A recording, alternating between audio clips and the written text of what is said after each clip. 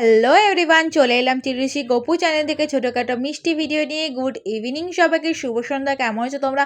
অবশ্যই কিন্তু তোমরা কমেন্টে জানিয়ে যেও। ফার্স্ট ব্লগে দেখে নিলে যে আমি আজকে একটা ফেস স্ক্রাবার বানিয়েছি। স্ক্রাবারটা খুবই হেল্পফুল, তেমন এর হেয়ার অয়েলটাও তোমাদের জন্য খুব হেল্পফুল।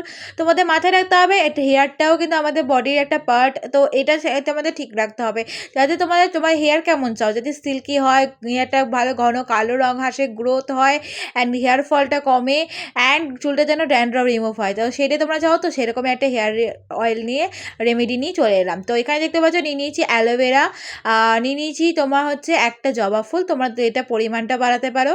নিয়ে নিয়েছি এখানে তেজপাতা, দুটো তেজপাতা, নিয়ে নিয়েছি 10টা কোয়া রসুন আর একটা পেঁয়াজকে খোলা ছাড়িয়ে রেখেছি। আর এইদিকে নিয়েছি কালো জিরে আর নিয়েছি চা পাতা। তো এই সাথে তোমরা মেথি আর কারি পাতা অ্যাড করতে পারো, যে দুটো আমার কাছে নাই। কারি পাতা আমাদের এলাকায় পাওয়া যায় না, সেকেন্ডলি আমাদের মেথিটা শেষ হয়ে গেছে। অ্যান্ড এখানে ইউজ করেছি ডাবর আমলা তেল, তো এর বদলে কিন্তু নারকেল তেলও অ্যাপ্লাই করে নিতে পারো। তো এখানে নিয়ে নিয়েছি যে বলটার মধ্যে আমি কিন্তু এটাকে আমি হিট মানে জাল দেবো সেটা নিয়ে নিয়েছি। তো এর মধ্যে নিয়ে নিয়েছি হচ্ছে আমার প্রিয় আমলা তেল।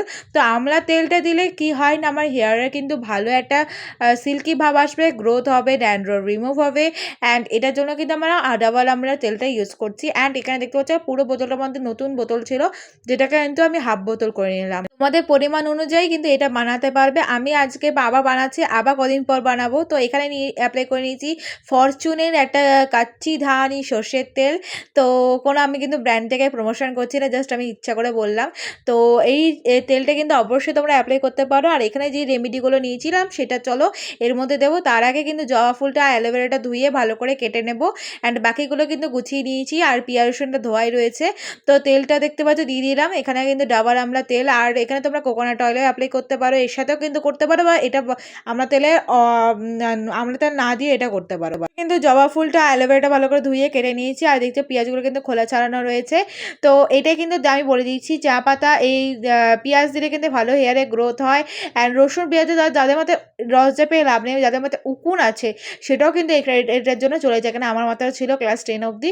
তারপর আমি এই তেলটা ইউজ করার পর 10 থেকে যখন আমি এটা অ্যাপ্লাই করছি তখন থেকে কিন্তু আমার হেয়ারে কিন্তু একটা উকুন নাই। আর এমনিতেও এর সাথেও আমি কিন্তু এই হেয়ার অয়েলটা অ্যাপ্লাই করি আর রোজমেরি ওয়াটার অ্যাপ্লাই করি, আর তার সাথে কিছু কিছু হেয়ার প্যাকও ইউজ করি, যেটা তোমার সাথে শেয়ার করে থাকি। তো এইটা ছাড়া আর কিছুই অ্যাপ্লাই করি না আমি হেয়ারে আদার্স। তো সিরাম বলতে স্ট্রিক্সের সিরাম অ্যাপ্লাই করি। তো এইটার জন্য আমার হেয়ারে কিন্তু খুবই একটা ভালো গ্রোথ রয়েছে। তো ভালো একটা মানে বেবি হেয়ারগুলো হচ্ছে, এখন নতুন নতুন হেয়ার বেরোচ্ছে হেয়ারে, তো খুবই ভালো গ্রোথ আছে। তাই জন্য তোমার সাথে শেয়ার করছি রেমেডিটা, অবশ্যই কিন্তু চেক করে নিও। এছাড়াও কিন্তু তোমরা এই ইউটিউব চ্যানেল ছাড়াও তোমরা মুনাই চক্রবর্তী ইনস্টাগ্রাম চ্যানেলও এই এরকম ভিডিও পেয়ে যাবে। অ্যান্ড নানারকম get ready video, skin care video and নানারকম মেকআপ টিউটোরিয়াল ভিডিও। তো তাছাড়াও কিন্তু আমি এখানে কিন্তু ভিডিও তো অবশ্যই দিই তিরুষি গপু চ্যানেলে। আমি কিন্তু অল গোপালের শর্ট ভিডিও, বড় ব্লগ অ্যান্ড এমনি নানারকম আদার্স ট্যুরিস্ট ব্লগও, চ্যালেঞ্জিং ভিডিও সবই পোস্ট করি। এবং আরসি ফুডিং চ্যানেল বলেও আমার বা চক্রবর্তী চ্যানেল বলেও আমার সার্চ করতে পারো, ওই চ্যানেলেও কিন্তু আমি কিন্তু এটা পোস্ট করে থাকি। তো যাই হোক, কথা বলতে বলতে কিন্তু আমি সবগুলো কিন্তু এখানে কিন্তু আমি জাল দিয়ে দিয়েছি, যতক্ষণ না পেঁয়াজ রসুন একটা সেদ্ধ না হচ্ছে, যতক্ষণ না তেজপাতাটা ভেঙে ভেঙে যাচ্ছে ততক্ষণ কিন্তু আমি এটা জাল দিয়েছি। অ্যান্ড হেয়ার দেখতে পাচ্ছ অয়েলটা ভালো করে ঠান্ডা করে নেওয়ার পর ভালো করে কিন্তু ছেঁকে নিয়ে একটা বাটির মধ্যে ঢেলে নিয়েছিলাম।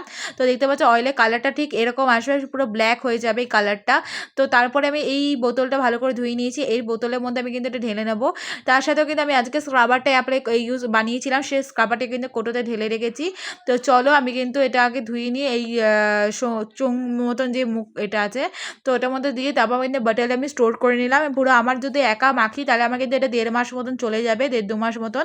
তো আমি যখন শ্যাম্পু করি তার আগের দিন আমি রাতে এটা অ্যাপ্লাই করে রাখি, তারপর ভালো করে ম্যাসাজ করে নিয়ে তারপরের দিন কিন্তু আমি শ্যাম্পু করে নিই। তোমরা কিন্তু এইভাবে অ্যাপ্লাই করতে পারো।